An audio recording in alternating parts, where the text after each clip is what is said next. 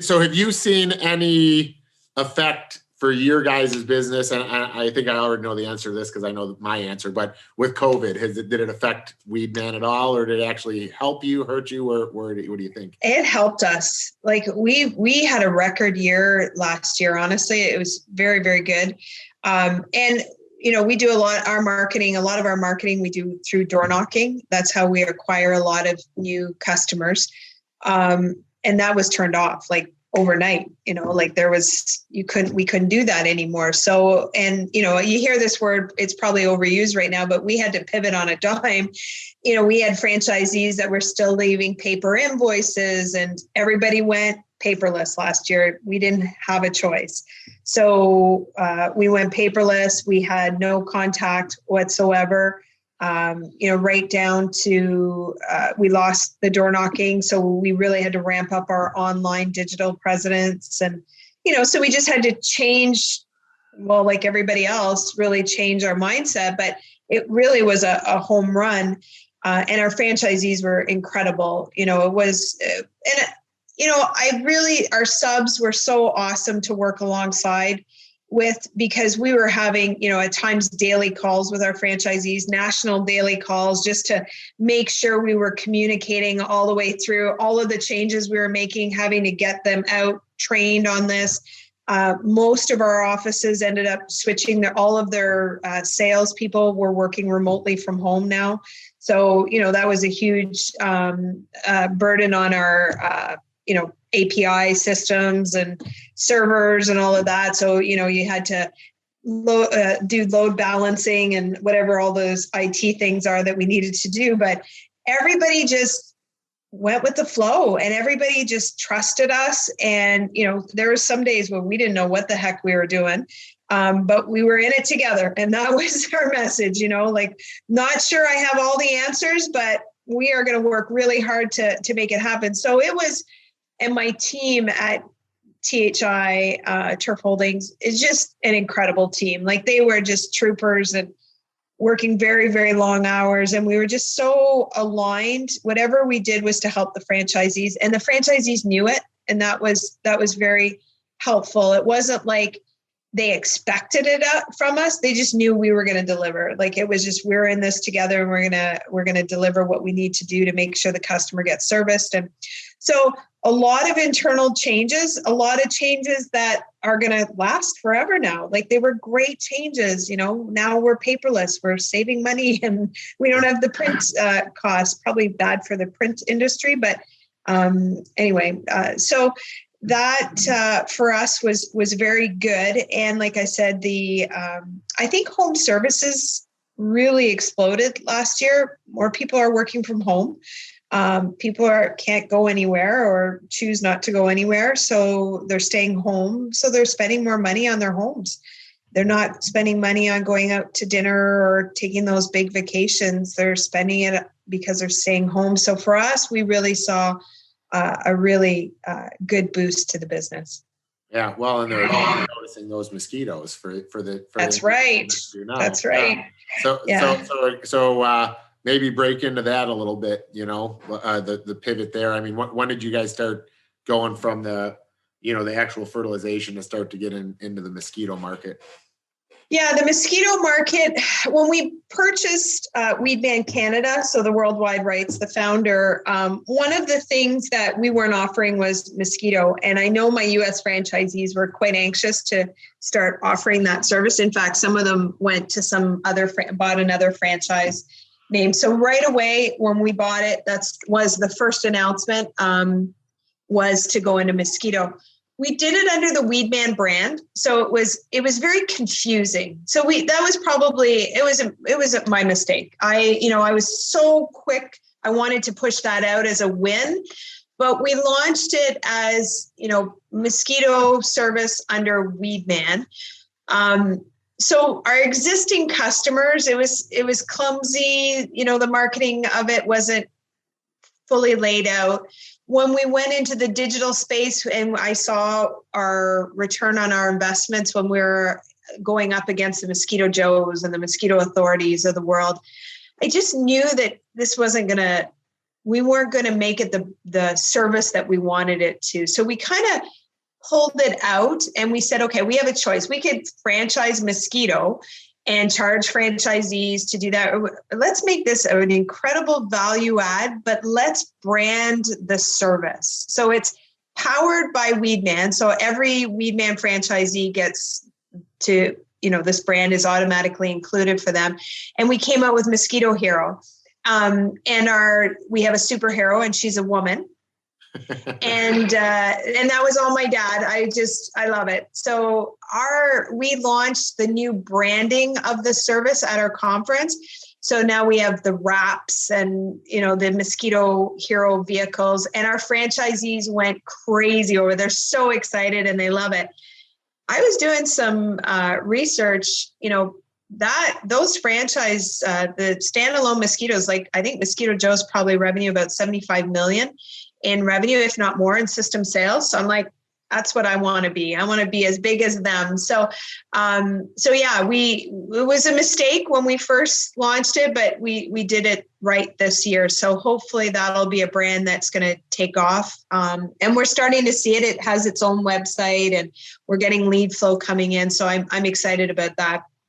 And then, of course, we are testing right now in 3 markets, robotic lawn mowing. We are doing that through a completely separate brand. So it will not be done through Weedman. It's going to be a brand called TurfBot. We're hoping that Weedman franchisees are going to latch on to this because there's a great opportunity. That's our target market, right? Is lawn care residential customers. So we're really excited about the brand. We're in our 2nd year of really testing it. This year, we're seeing how retention rates are on this for the customers. Our biggest thing is, if you're going to launch a franchise system, you got to make sure your franchisees can make money. That's number one, right? If they're not making money, they're not going to be happy and you're going to destroy your relationship with the franchisee. So for us, really monitoring, measuring all of this. So it costs a lot to gain a customer. And in lawn care, we know what that threshold is because we understand our retention rates. So when your retention rates, as you know, everybody knows this, your retention rates are higher, you're willing to pay more for a customer. So those two aren't in silos. They kind of have to go with it. So if our retention rate with TurfBot is at 85, 90%, then we're willing to pay $500 to acquire a customer because the internal rate of return on that customer is going to outweigh any negatives there. So we need to understand that. And that is something where we're getting there. We're testing in Atlanta, in Madison, and in Columbus, Ohio. Atlanta is projecting, I think they have about 100 mowers out on residential. Madison about the same, but what they've done this year, which they're going into install season, just from January to today, they've sold, I think it was 57 mowers as of yesterday. So they've caught on. So now they're at 157 mowers and, hopefully by the end of the year, I think they're projecting about 225. So we've really got a good test under our belt. The first, as you probably know, installing, there's that puppy stage with the mower, and you got to understand all of the technology glitches, and it's usually the installer that created all the glitches. But so learning that, the technical side of the business took us a little bit to get that all ironed out. Now we understand, we know exactly how to market to the homeowner. But it's tough when you're creating an industry. You're not like, it's not just like we're selling mowing services, we're selling robotic mowing services. So, there's nobody really ahead of us showing us the way on how to do this. We're inventing an industry. So I'm so excited to hear you guys are doing it. And the more people in this space, the better. I talk to anybody if they're thinking of getting in, and not necessarily through TurfBot. If you're thinking of doing it on your own, still would love to talk to you because there's so much we can learn from each other on this and creating an industry. that's what we're doing. No, and I mean, I'll tell you one of the things. So we've been doing it for 5 years now. Started with 4, and it just keeps rolling out from there. And the biggest thing is consumers always want to know an ROI, right? And this is my biggest thing I like to speak to make sure every person doing this in the industry doesn't allow it to happen. Is and honestly, the manufacturer does the manufacturers do the worst thing for us with this. They want to come in and say, yep, we can do it for the same price, but we can be cheaper. They want to sell on cheap. Well, what they're missing out is the fact that lawn care is already too cheap. That's why landscapers don't want to do it anyways. You don't make any money. So I actually told one of my salespeople this the other day. He said something about apples and oranges. And I said, listen, tell the customer they're used to buying an orange and we're selling them a sack of oranges, okay? Because we are giving daily mowing. So if we can get close in the number to be giving daily mowing at almost a weekly price, we're good.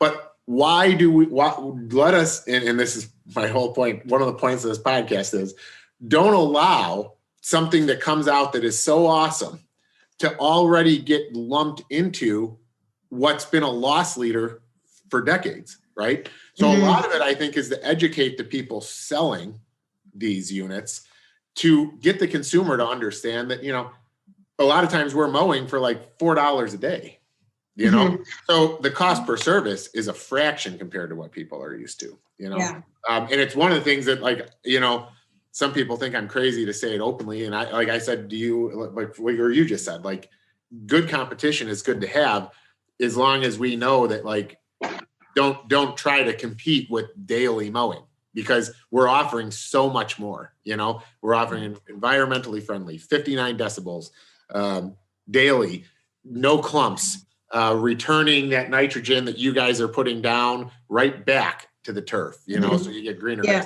There's so many benefits, them. Oh, already. Yeah. But the grass is unreal. The one thing that customers want is, it is unreal how beautiful the grass looks. It doesn't have the striping, and some customers really like the striping, but let's face it, the striping's gone in 2 days anyway, right? Exactly.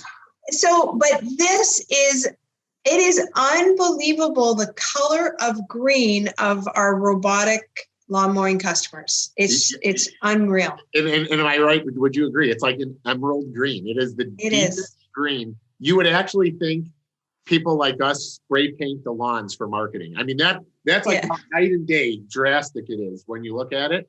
And to go a step further is, it limits the amount of thatch, because you're not putting all that, decomposing material back, because most landscapers are not bagging anymore. There's not enough people don't want to pay to bag it. I mean, the benefits are great. And like all technology, I mean, you and I both know it'll probably likely get better and better and better and better. I mean, I think it's great that you had the vision to see that.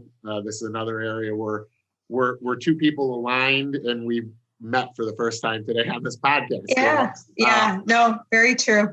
No, it's just really something. So what do you, when you're targeting those people, and it sounds like the snowball is starting to roll for you now, how did you identify those test markets? They are some of our leaders in Weedman. Gotcha. So, the Madison Group is our largest multi-unit franchisee currently in the U.S. Our Atlanta office is the largest Weedman single unit Weedman. So, and they were very keen. They're, always trying new things and, cutting edge and very, very sophisticated ownership groups. And we have a lot of those in Weedman, but they kind of raised their hand first on it. So, which is great. And then the Columbus Group just joined into the test, a great couple that have been with us a very long time, and are one of our strong franchisees, especially as far as technology and software and whatnot. So it's kind of like a little bit like our customers that we're attracting are people that are more techie type savvy people. They think technology's cool. So that's what we're seeing a lot with our customers. They think that the mower is cool. That's who we seem to be selling to. Are you doing a lot of residential, or are you mainly commercial, or a mix of commercial? Okay. Yeah. So we are known for. So I've had a solar panel for a few years now. We know that that's coming from the manufacturer now, but I had it before them. but that's okay. We collaborated, and so what we do is we find big, large acreage and put them out, so that's kind of, but see, that's the core of our customers, it's like, I don't do a lot of residential, in my market, we offer health insurance and we offer things that other landscaping companies don't. So it's really hard for us to compete in the residential segment, So what we have always been really good at, because of the snow removal side of the company, is the commercial segment. So what we're doing is we're calling them conversions. We're just going to a customer and saying, hey, this is what we're doing. Let us convert you. We were able to do a green zone with a partner of ours. I see them then as a partner because I work with them so much. AGZA, I don't know if you've heard of AGZA, but they do the green zone certifications. So we get a couple of locations in Illinois, 29 acres actually certified green zones, and they're all with robotic lawnmowers, and half of them are actually completely off grid on solar panels. So what off of this one day, we'll talk more and I'll show you some pictures and stuff. That'd be awesome. But it's amazing. It's, you and I, just as passionate as you are with the Weedman franchise, I am that passionate about robotics. I think it's seriously going to be the best thing that's ever come to our industry. And like I said, I get excited anytime I can talk to somebody that kind of sees it also, because as you probably already know, 95% of the people you talk to about it are like, and they don't want anything to do with it. And right now I'm okay with that because it's better for us. But, but one day the consumer is going to catch on, and it's going to be crazy, Yeah. For us, for us to be able to franchise this, our model is, if we can't just look at adding 100 or 200 mowers, for us, it's got to be thousands of mowers. So that's why we're really trying to do these test sites, like very, very, like we run a Weedman, we're doing the testing of this concept with residential, to be able to take that and franchise it. Weedman has never really played a whole lot in the commercial space. We've really focused on residential. So if we're going to capitalize on what we know as far as marketing and all of that, that's the space that we're probably going to stay in. So this is perfect. Yeah. We can be in the same space and not compete all the time. Exactly. Well, and that is really the way it's going to go, and the thing about it is, if you can develop these relationships early on, you can kind of give feedback each way, and it'll help the industry evolve faster. I mean, it's crazy to me. I always think it's funny that we think as Americans, we're so advanced technology wise, but when I tell people these have been out in Europe since 1995, they're like, what? I'm like, yeah, because we're behind. Behind. In Europe, they see technology and they embrace it. It's like, I'm scared to put any Facebook advertising out about what I'm doing with a robot, because I know I'll have 100 comments by the end of the day talking about how stupid I am, how it's going to ruin the industry, how it doesn't mow lines. I'm going to come steal your robot. I mean, this is like what happens when you put it on Facebook. And because you realize people just want to hate on it, But then once their neighbor once you're a next door neighbor of somebody with one, and your landscaper fires up the lawnmower, but the neighbor has it. And so your landscaper comes, makes all this noise at your house, it leaves, and then you hear that quiet robot go past your window at the neighbor's house. You're like, holy shit, there's a better way. Yeah. Enough of this. I'm going to fire my landscaper. And that's why I'm not surprised to hear you say they just sold, what'd you say, an extra 100 or something in that market. Yeah. Because that's what happens. I mean, I was just on the phone with somebody that buys their robots through us.